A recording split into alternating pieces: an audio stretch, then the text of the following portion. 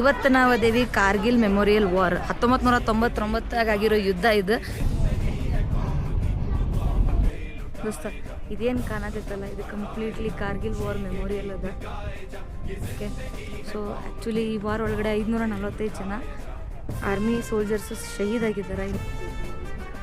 ಅಲ್ಲಿ tiger hill ಕಾಣತೈತಲ್ಲ, ಅಲ್ಲಿ ವಿಕ್ರಮ್ ಬತ್ರಾ ಅವರು ಮತ್ತು ಅವ್ರ ಲೀಡರ್ಶಿಪ್ ಒಳಗಡೆ ಟ್ರೂಪು ಪ್ರತಿಯೊಂದು ಅಕ್ವೈರ್ ಮಾಡಿದ್ದಾರೆ ಪಾಕಿಸ್ತಾನದಿಂದ. ಈ ಬೆಟ್ಟ ಏನು ಕಾಣತೈತಲ್ಲ ಇದ್ರದ್ದು 9 ಕಿಲೋಮೀಟ್ರ್ ಆಚೆ ಎಲ್ಲೂ ಐತಿ, ಅಂದರೆ ಪಾಕಿಸ್ತಾನ ಜನ ಇರ್ತಾರೆ. ಯುದ್ಧ ಬಂದುಬಿಟ್ಟು 89 ದಿನ ನಡೆದೈತಿ. 150 ಕಿಲೋಮೀಟ್ರ್ ಆರ್ಮಿದವ್ರು ಕವರ್ ಮಾಡಿ ಪಾಕಿಸ್ತಾನ ಕಡೆಯಿಂದ ಇದನ್ನು ಹಿಂಪಡೆದು ಕಾರ್ಗಿಲ್ ವಿಜಯ್ ದಿವಸ್ ಅಂತ ನಾವು ಕಾರ್ಗಿಲ್ ಯುದ್ಧದಾಗ ವೀರಗತಿಯನ್ನು ಹೊಂದಿರೋ ಎಲ್ಲ ಸೈನಿಕರದು ಮೆಮೋರಿಯಲ್ ಐತಿ.